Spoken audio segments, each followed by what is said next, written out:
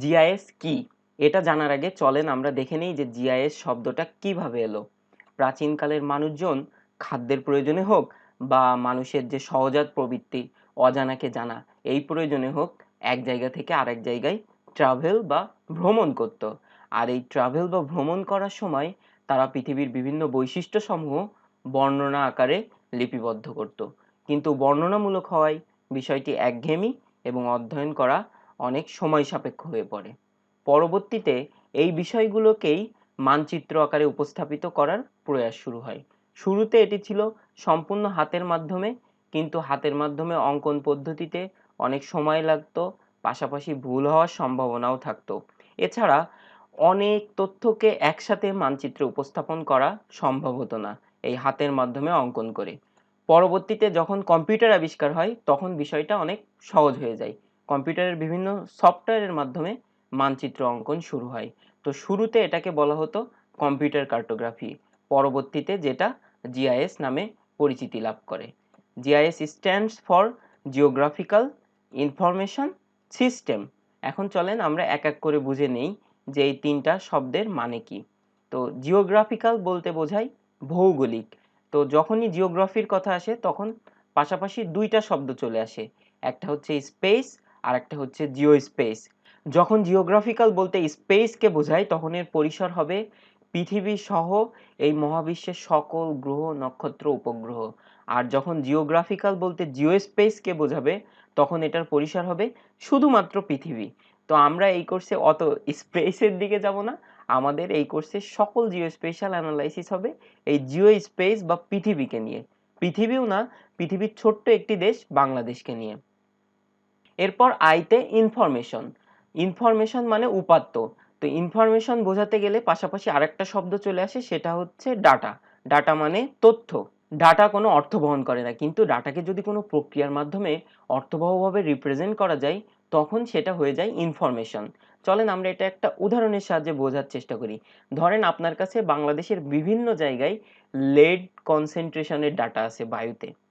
এখন এটা হচ্ছে একটা ডাটা, এটা কিন্তু কোনো অর্থ বহন করে না। এখন যদি আপনি এই ডাটা থেকে বিভিন্ন অ্যানালাইসিস বা প্রসেসিং করে দেখাতে পারেন যে বাংলাদেশের কোন কোন অঞ্চলে বায়ুতে লেডের পরিমাণ বেশি, তখন সেটাকে বলবে ইনফরমেশন। আর সর্বশেষ জিআইএস এর এস দিয়ে বোঝাই সিস্টেম। তো জিআইএস কে একটা সিস্টেম বলা হয় যার মোটামুটি 5টা কম্পোনেন্ট আছে। তো ফার্স্ট কম্পোনেন্ট হচ্ছে হার্ডওয়্যার। হার্ডওয়্যার বলতে কি কম্পিউটার, ল্যাপটপ, সিপিইউ এগুলোকে বোঝায়। তারপর সেকেন্ড কম্পোনেন্ট হচ্ছে সফটওয়্যার। তো জিআইএস রিলেটেড অনেক সফটওয়্যার আছে, লাইক আর্কজিআইএস, কিউজিআইএস, ইয়ারডাস ইমাজিন, এনভি, এছাড়া আরো অনেক সফটওয়্যার আছে। তারপর জিআইএস এর তৃতীয় কম্পোনেন্ট হচ্ছে ডাটা। এটা একটি গুরুত্বপূর্ণ কম্পোনেন্ট, কারণ ডাটা ছাড়া আমরা জিআইএস এ কোনো কাজ করতে পারবো না। জিআইএস এর চতুর্থ কম্পোনেন্ট হচ্ছে পিপল। তো অনেক ধরনের পিপল হতে পারে। যারা সফটওয়্যার ডেভেলপ করছে তারা এক ধরনের পিপল, যারা সফটওয়্যার অ্যানালাইসিস করে সার্ভিস প্রোভাইড করছে তারা এক ধরনের পিপল, আমরা যারা সার্ভিস নিচ্ছি তারা এক ধরনের পিপল। এই বিভিন্ন ধরনের পিপল জিআইএস এর সাথে রিলেটেড। এরপর জিআইএস এর ফিফথ কম্পোনেন্ট হচ্ছে মেথড বা প্রসিডিউর।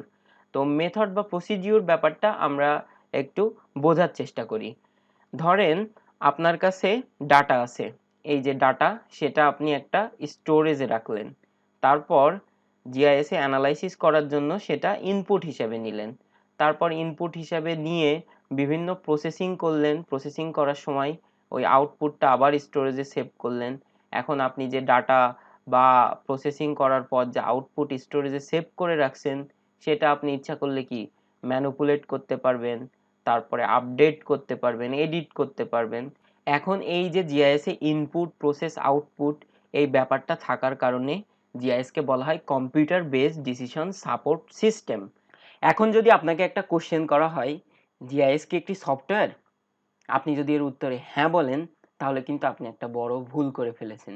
জিআইএস কোনো সফটওয়্যার না, জিআইএস একটা সিস্টেম যার একটা কম্পোনেন্ট মাত্র হচ্ছে সফটওয়্যার। কিন্তু আপনাকে যদি কোশ্চেন করি আর্কজিআইএস কি একটি সফটওয়্যার, তাহলে আপনি বলতে পারেন হ্যাঁ আর্কজিআইএস একটি সফটওয়্যার। এখন যদি আমরা জিআইএস কে একটু ডিফাইন করার চেষ্টা করি তাহলে আমরা জিআইএস কে বলতে পারি একটা computer based decision support system which involves collecting, storing, manipulating, querying, analysing and displaying both spatial, non-spatial or attribute data leading to better management of geographical area. তো এই ডেফিনেশনটাই আমরা পরবর্তী ভিডিওতে পার্ট বাই পার্ট বোঝার চেষ্টা করব। ধন্যবাদ।